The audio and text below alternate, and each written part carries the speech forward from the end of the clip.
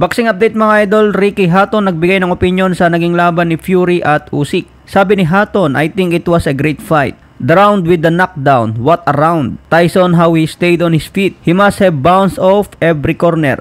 But yeah, I think the best man won but Tyson did us proud again. So kahit natalo raw si Tyson Fury, swabe pa rin ang pinakitang performance. Pero deserve daw talaga ni Alexandre Usyk ang panalo.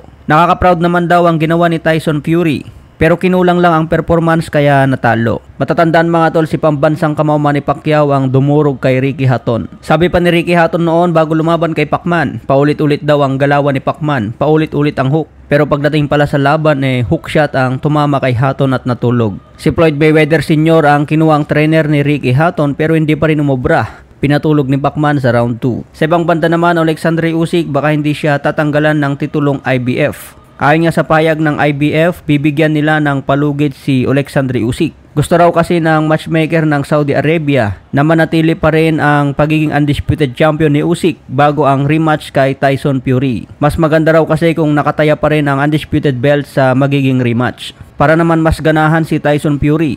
Kung manalo kasi si Tyson Fury maging undisputed champion din siya. Kaya binibigyan ngayon ng palugit si Alexandre Usyk na wag muna tanggalan ng IBF. Tatapusin muna ang rematch kay Tyson Fury bago niya labanan ang mandatory. Kaya itong laban ni Daniel Dubois versus Philip, nakataya na lang dyan ang interim IBF. Para kung sino ang manalo, magiging mandatory ni Alexandre Usyk. Ito agad ang labanan niya matapos ang rematch kay Tyson Fury. Sa ibang banda naman mga tol, Frank Martin kumpiyansa na tatalunin niya si Tank Davis. Malaking pagkakamali raw ni Tank Davis dahil pinili niya si Frank Martin. Akala daw siguro ni Tank Davis easy fight lang si Frank Martin. Pero yan daw ang pinakamalaking pagkakamali ni Davis dahil bibigyan niya ito ng unang talo. Kaya bakan po natin yan sa June 15. Undercard naman ang laban ni David Benavides. Sa ibang banda naman mga tol, sinabi nga po ni Naoya Inoue na aakyat sa featherweight at super featherweight. May tanong nga po yung mga Filipino fans. Kailangan daw labanan muna ni Inoue itong si Mark Magsayo bago siya maging undisputed champion.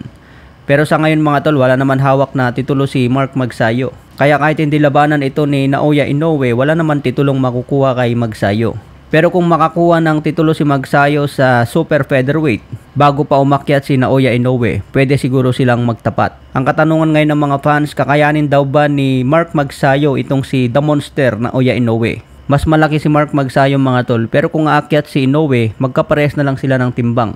Lamang lang siguro ni Magsayo yung laki ng katawan at yung height advantage. Pero yung bilis at lakas ni Inoue, hindi natin alam kung madadala niya ito sa mataas na divisyon. Malay natin maging katulad siya ni pambansang kamao Manny Pacquiao. Kahit galing sa mababang division, nadala pa rin niya ang lakas at bilis kahit umakyat ng welterweight. So ano sa tingin nyo mga tol, kakayanin ba ni Magsayo itong si Inoue? Sabi nga ni Inoue, balak niya sakupin ng featherweight at super featherweight.